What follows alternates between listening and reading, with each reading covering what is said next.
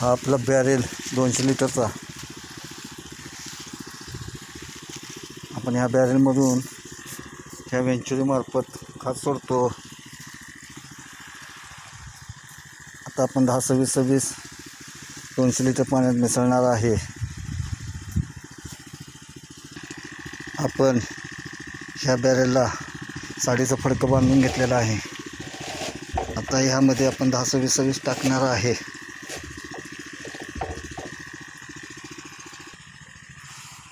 आपण 10-26-26 घेतलेलं आहे. ह्याच्यात टाकलं. तर ह्याच्यावरती पाणी सोडून हे गाळून जाईल खाली.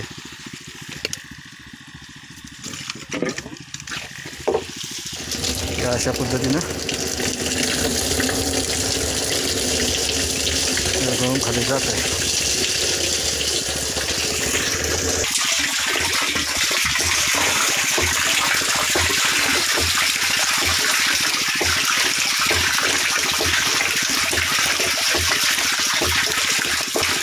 आपण ह्या पद्धतीनंच ह्या आपल्या हार्ड खतं आहेत सल्फेट फॉर्ममधले ते असेच सोडलेले आहेत.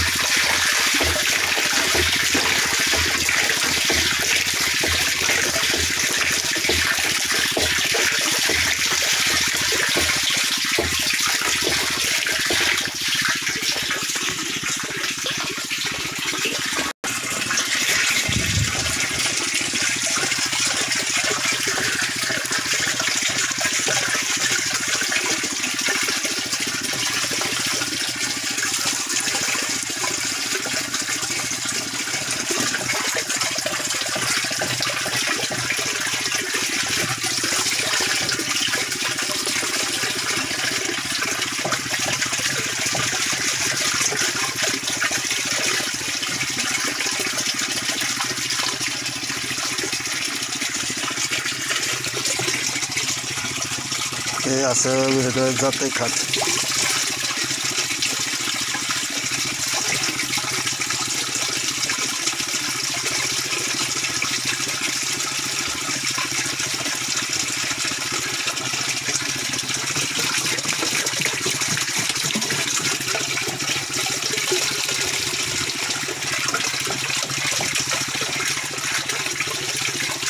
आपण तुम्हाला पूर्णपणे आपण अशा पद्धतीने खतं सोडलेले आहेत. DAP पण अशा पद्धतीने विरघळून घेतलं. 24-24 पण अशा पद्धतीनेच हे करतो.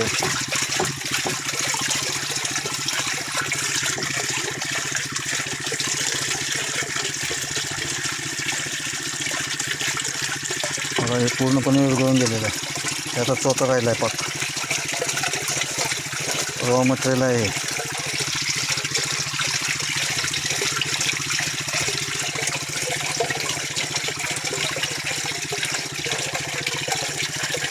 बऱ्याच शेतकरी बांधवांना आपल्या अडचण असते. 10-20 वगैरे कसं सोडायचं, काय करायचं, कसं हे करायचं. तर हे बघा हे पूर्णपणे विरघळून गेलेलं आहे. अशा पद्धतीनं सोडून घ्यायचं. आता हे झालं आपलं विरघळून गेलं पाक. आता आपण ह्याला सोडणार आहोत.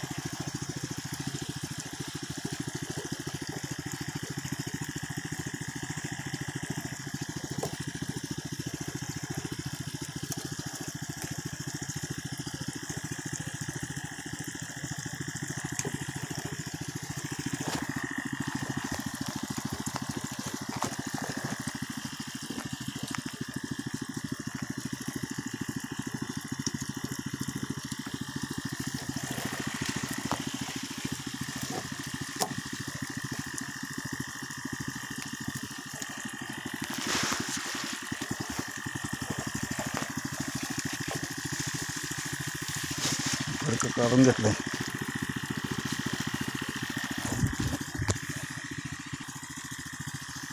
आता हे फडकं काढून घेतले.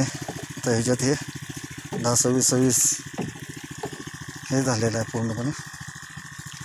आता ह्याच्यात आपण व्हेंचरमार्फत हे चालू करणार. अगोदर बॅरेल भरून घेऊया पूर्ण.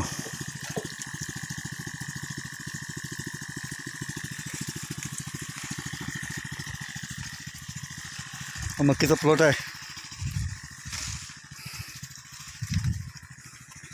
आणि आपले मार्गदर्शक आपण खरोखरच आपल्याला पटलं कमी खर्चात शेती. ह्याला टाकायला मला जवळजवळ 10 ते 12 पोती खत लागलं असतं. फक्त एक पोतं 60 किलो DAP, एक पोतं युरिया आणि 10-26-20 किलो. पहिल्यांदा एकदा सुरुवातीला स्टार्टिंगला 10 किलो सोडलं, आत्ता 10 किलो सोडतं आहे.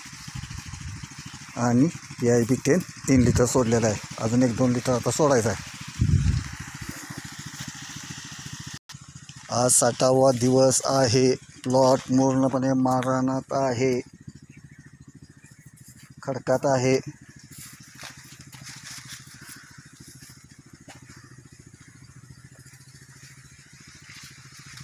आमचे गुरुवर्य, आता थोडक्यात शेतकरी बांधवांचे गुरुवर्य अमोल पाटील यांना शिक्षक दिनाच्या हार्दिक शुभेच्छा.